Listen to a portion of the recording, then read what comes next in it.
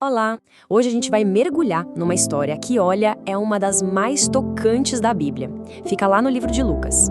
É uma narrativa muito forte sobre perda, sobre compaixão e, o mais importante, sobre uma restauração que parece inacreditável que acontece numa cidadezinha chamada Naim.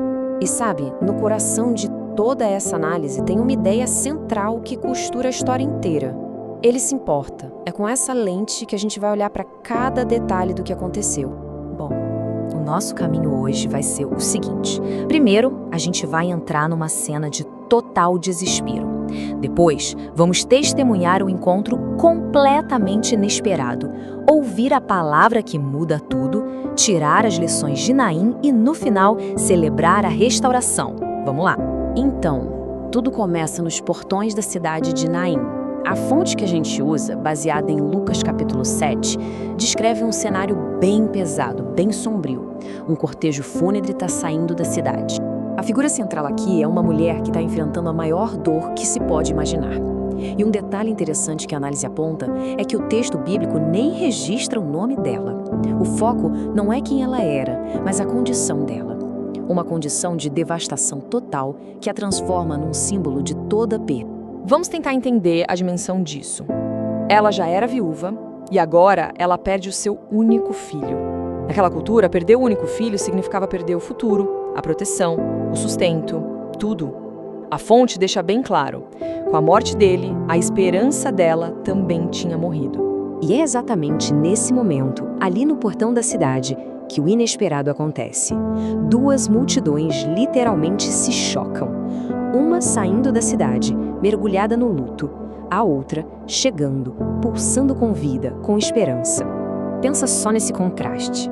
A multidão que estava com Jesus vinha de Cafarnaum, onde ele tinha acabado de fazer um milagre. Era um grupo que seguia a própria vida. A outra multidão acompanhava a morte. Esperança e desespero se encontram cara a cara no portão da cidade. É aqui que a história tem uma virada de chave. Jesus não fica só olhando a cena, não. Ele intervém. Ele age com uma mistura de compaixão profunda e uma autoridade que é absoluta. A primeira coisa que ele faz é ver a mulher. E não é só um olhar passageiro, é ver a dor dela de verdade. O texto diz que o Senhor se compadeceu dela. E as primeiras palavras dele não são sermão, nada disso. É um consolo direto para o coração partido dela. Não chore. E aí vem a ação. Jesus chega perto e toca no caixão. Esse gesto simples para fisicamente a procissão da morte. Aqueles que estavam carregando o esquife, eles param na mesma hora. A autoridade dele interrompe o curso natural das coisas. E aqui, gente, é o clímax. É a palavra que desafia a própria morte. Não é um pedido, não é uma oração, é uma ordem. Direta, cheia de poder. Jovem, eu lhe digo, levante-se. A resposta é imediata, é impressionante. A morte não tem outra escolha a não ser obedecer. O rapaz que estava sendo levado para ser enterrado simplesmente se senta e começa a conversar. A vida foi restaurada, assim, num instante. Mas olha, essa história é muito mais do que só um milagre. Ela convida a gente a pensar mais fundo sobre esse encontro. O que de verdade a gente pode aprender com o que aconteceu em Naim? A análise da história aponta para 3 lições fundamentais que surgem desse evento tão transformador. A primeira lição é sobre identidade. A fonte destaca uma coisa muito importante. A mulher não pediu ajuda. Diferente de outras histórias, ela não clamou por ele. Ela estava no luto silencioso dela. E mesmo assim, Jesus a viu. Ele conhece a dor que a gente nem consegue colocar em palavras. Isso nos leva a um ponto-chave. Podia até parecer que Jesus chegou no último segundo, sabe? Mas a análise sugere o contrário. Jesus nunca se atrasa. O momento foi perfeito, justamente para mostrar que ele é o Deus do impossível, especialmente quando tudo parece perdido. A segunda lição está no comando levante-se. Isso não é só uma frase, é uma declaração de poder. É a palavra que tem autoridade sobre a morte, que chama para uma vida nova. É o chamado para sair da condição de morte e ir para a vida.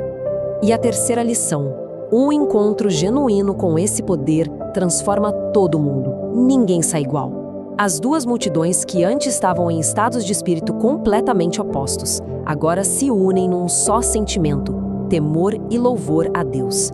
A atmosfera de luto virou adoração. Agora a gente chega no ato final, porque o milagre não acaba com o jovem se levantando. Tem um último passo, que revela o coração de toda essa história. E essa frase, para mim, é uma das mais fortes de toda a narrativa. O ponto principal é que Jesus não só ressuscitou o jovem, ele o entregou à sua mãe. A restauração não era só sobre a vida, era sobre o relacionamento, sobre a família. Isso mostra de um jeito brilhante o que é restituição completa. Ele não só devolveu a vida para o filho, ele devolveu a esperança e o futuro para a mãe. O que estava perdido foi completamente restaurado. Então, o que a gente leva dessa análise toda? Que as lutas silenciosas são vistas, que uma palavra de comando pode trazer vida nova, que o encontro de verdade transforma tudo e que o objetivo final é sempre a restauração completa. E a gente termina com uma pergunta para reflexão. Além da vida física, que outras áreas da vida essa história sugere que podem ser tocadas e completamente restauradas? A história de Naim nos mostra que onde existe morte e desespero, pode haver vida e um futuro restituído.